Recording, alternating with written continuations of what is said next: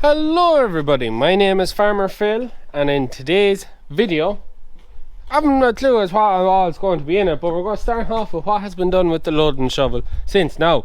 Taking it that we've cut 2 pits of silage, pushed up, and the shovel has went a dream except for the dump valve stuck on it.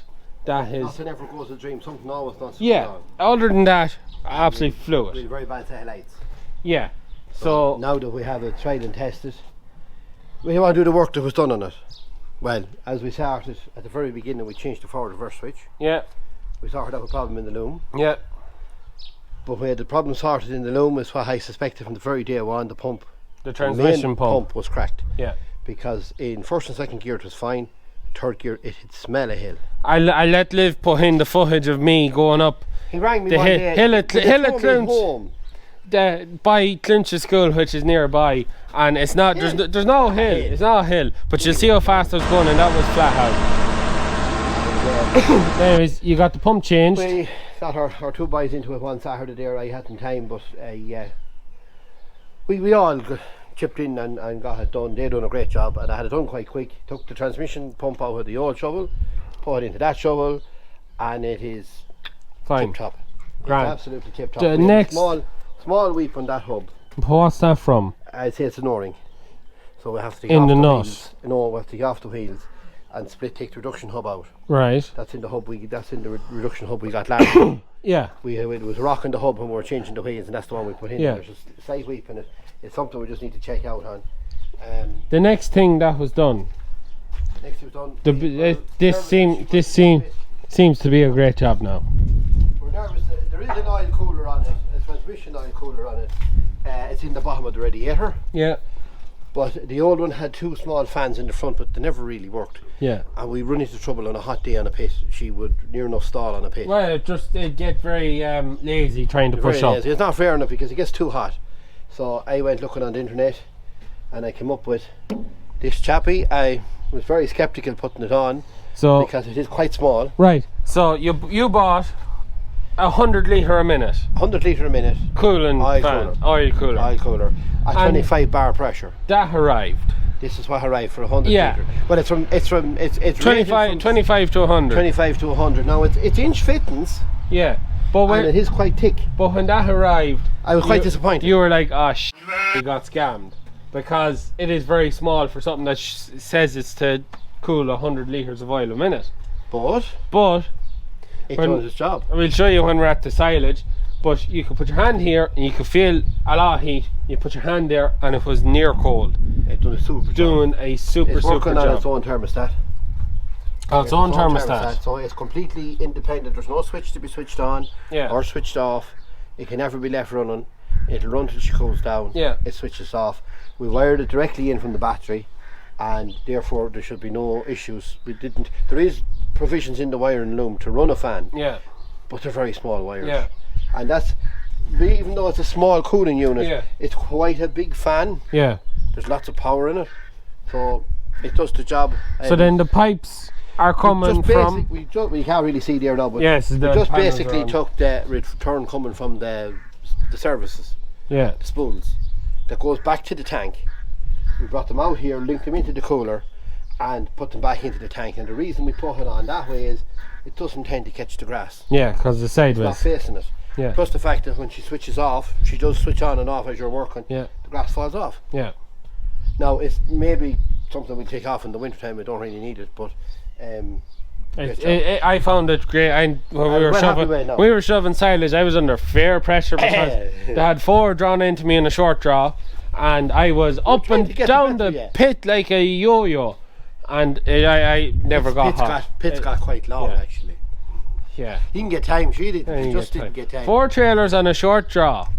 A load every 2.5 to 3 minutes. There was 2 trailers in the field waiting to be filled, and nearly every time. I never had to wait for a trailer. That's how. But we got what we had to do done.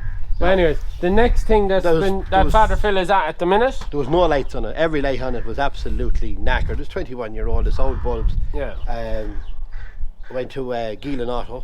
I ordered them off Geelan Auto. Geelan Auto, these new lights, front and back, and there was a few beacons to put on her yet now, just to jazz her up, to tidy her up.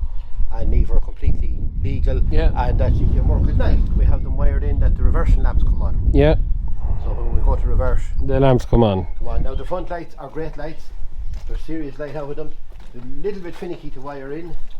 I was in our local tool centre the other day, and he gave me this. Seal Tech. It's the tool centre in Athlone Road in Longford. Yeah, it's a soldering iron. It's a gas-filled soldering iron. Gas-filled soldering iron. It runs and the pins had to be soldered into the wires. Yeah. Because they're very, very finicky. They're them tiny little pins. Little yokes. And I had to figure out there's no wiring diagram come with them, so we had to figure it out. But yeah, they're I think they're a decent job. They're quite a good looking lights are there. They're good looking lights now, so it'll bring it right up to the year 22. Yeah, and then there's a great set of lights. We had them on the old they were the lights off the shovel from last year. Yeah, and that's really it. That shovel. The only thing we've left to do now is we have to fix the wiper motor. Yeah, there's no wiper. Well, it's buzzing. Yeah, I have it buzzing. You don't really want to need it when we're at silage. I'm actually just working on the 2725 again, ready to draw silage. But anyways, we're going to have the tea, and I will fill in this video with some more workshop antics-ish. So, we're here under the 2725. I have the 4-wheel drive cover taken off from earlier in the day. This is also how the lift is working now. That's the lever or cable in the cab, and that's how that's been worked now. We might have a look and see can we get I presume these are some of the wires for the electronic lift. Maybe someday get that. But the reason we're here and what we're doing is we're taking the 4-wheel drive shaft off, because the carrier for the middle bearing is broke. It's not there, and the nuts are welded on, but it's not enough to stop it from shaking and rattling, and we don't really want it shaking and rattling because it's really going to do harm to itself. So the nut is welded on, so we have to open up them. We have to take off the split pin here, pull back the thing, pull off the shaft, and put all up on the loft and see can we find one of them, which could be easier said than done. I would actually say that them bolts which holds on that is a bolt that actually holds the whole lot together, because they both stick out that end. Yeah, more than just them bolts on it, but yeah. Anyways, we'll have to see can we find one of them. We might try and mix Massey's, as we got the back window off him for the tractor. He's a couple of 2000 series up there for braking, and he might have one of these that's not bad, so we might try him now. See can we get one. We get this ripped off.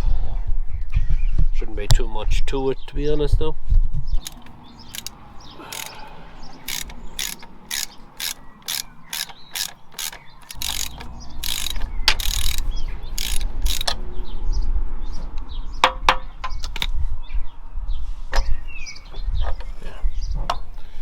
The other side is broken welded. I think that bearing is good. Let me playing it. Anyways, no. Get the split pin out.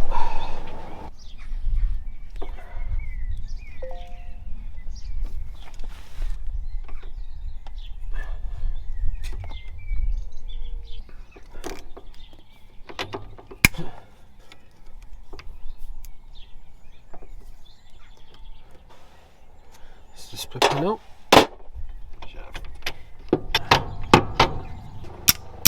Sorry, I could do that hammer.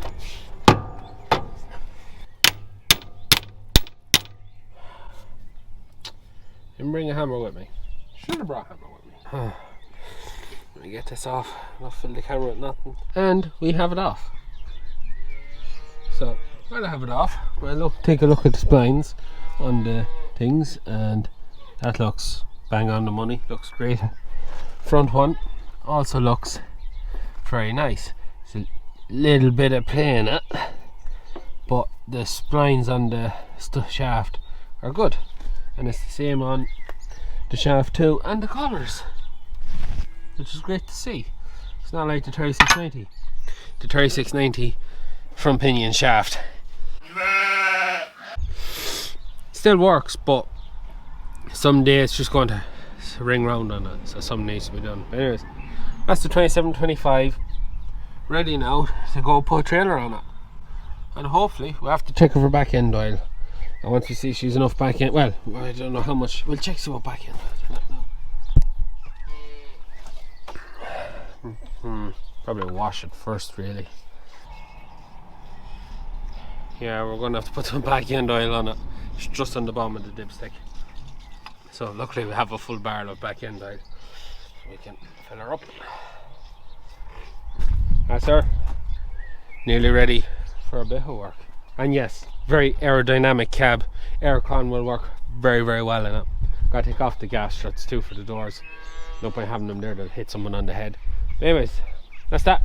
How we'll fill the rest of the video? Don't know, but we'll figure it out as we go along. So now everyone, we're in the workshop and I do need to clean it out, and nothing has happened with that girl yet either. Ask Father Phil about, don't ask me, like, not much good at it, but I am going to try and fix my grass harrow. So as you can probably tell, I'm missing a bit. So this pin here broke. I have the replacement. We have tried to get out before. No way could we get better out of it, just no way whatsoever. So that's what it should be like. But I have my new piece here. That's it. Somewhere there, I'd say. And it's broke. I'd say it's broke in there at that flange. It's just in there. So yeah, gotta try and get that out. That's like pissing rain outside. We were away sorry this morning, but we got that finished up, and kind of wish that weather we said we'd get some more stuff done. So I'll figure out how to get that out. Now Father Phil says you can't hitting it there, like there's an awful lot of play and everything, and he says it could be that play that's not giving you a nice hit on it. So he says to take it off up here, which could be as big a job as anything. We'll see what happens. I think that if I get the blow lamp and heat this up, that might swell enough to either crack the rust that's holding that in, or just expand enough that it'll just pop out. That's what I think, or I'm hoping. So I might just, while I have it unfolded, the sedge is there. Christ is coming down that hard, the gutter can't take it. It's lovely. And yes, I do need to clean out the workshop. I just haven't had a chance yet. Most of the first cut silage is finished now, so kind of getting a bit more time at this. So you see all the play you have there. I wonder if I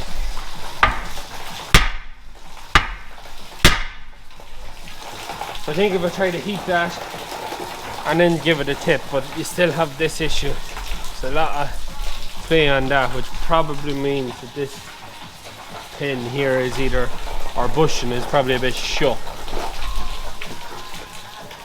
So it does. But however, yeah, we'll see what we can get done.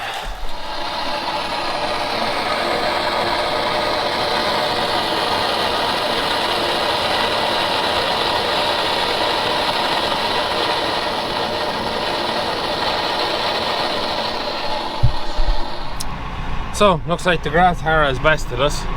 That pin will not come out, and we're after cracking the welds on the other side and starting to push the plate out. So Father Phil says we'll take the arm and get it left down to an engineering firm and get the pin pressed out.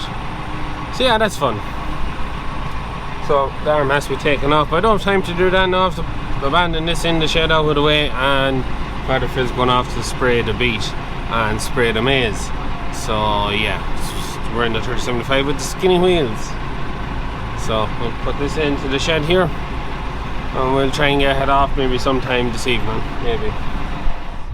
Two of these. Well, there's one on the ground. What a bolt. Yeah, nut.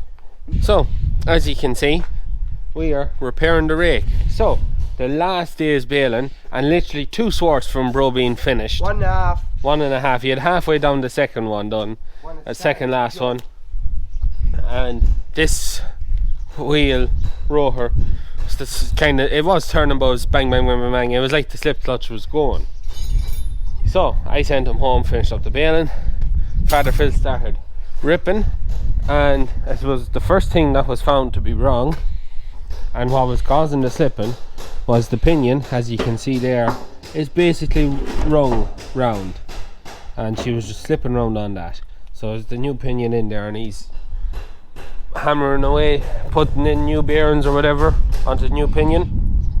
But also, when it was opened up, we discovered that we're missing 6 teeth. 1, 2, 3, 4, 5, and there's some of them damaged there. There's another one missing there. So that means now we have to change the crown wheel on the arm, and whatever genius designed it, the crown wheel's put in with the nuts upside down. So instead of them bolts being the other way around, that you could just pop the 6 of them out, lift it off, put a new one, bolt it back on. No, it's not like that. They're underneath. So now we have to take off this whole top. That's why we have all these bolts open. To take that off, to be able to take off the bolts underneath it, which is a pain in the hole. Really didn't think that through, and that was put together. But anyways, so that's where we're at. Get stuck into it.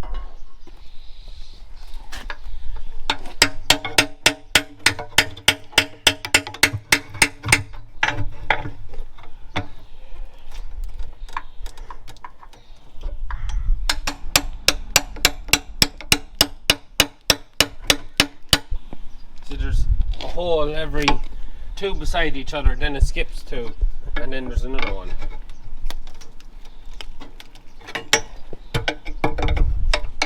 Makes it quite hard sometimes.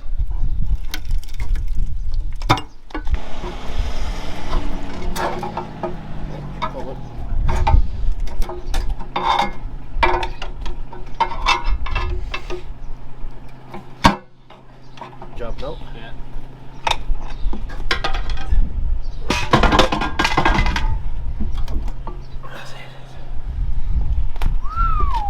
Look at the inside of her. Oh, that's fierce oily. That's good soup. That's good soup. Good soup. Why, are you gonna chug the soup out of your bar? You good soup. No, all them bolts had to be was the other way around on that, and that was you wouldn't have to do that. That was so much easier. That's the cam track. Why is that up high? It looks alright, doesn't it? Yeah, no, it's perfect. Yeah. Right, how you go with Liv there? A wee bit gooey though. Leave you to it, bro. Those guys, Yeah, all them ones have to get Loctite. Those guys in So, the middle. the new crown wheel is in. The new pinion is in here, so you can kind of see what it looks like under the grease compared to the old one, which it's gone to the bin, grand. But yeah, so she's on the way back. It's just a matter of putting it all together Jigsaw. and then lining it up and putting that back down on it. It's not going to get caught in the cable end. No, it's not. It's right. So the brake is fixed, we've done some rowing, and it's working away to final. Bro's just leaving the yard to go start the next bit, the next day's rowing for baling. Because when that broke, we were just lucky that we were after, it was at the very end of a day's work. There was literally 2 swarts not rowed, so we were lucky we had a day's break that we got it done. Look, the rake is running. I hope you enjoyed today's video, something a little bit different. It's all the little bits of rooting and repairing that's going on during the summer, none of which is enough to make a full video, but well, maybe the rake might have been what we're getting up to. I have another one that I'm going to make, just more root and repair and finish up with the grass harrow. Big square balers coming back, you hit serviced up and get ready for some hay and straw. And yes, if anyone is looking for big square bales of hay to be made or straw, get in touch with me through Facebook or Instagram or wherever. The big square baler is for hire. But anyways, look, that's the story for another day. So let me know what you thought of the video. If you liked it, make sure to give it a thumbs up and subscribe to the channel. Videos every Tuesday, Thursday and Sunday. That's it from me. Good luck.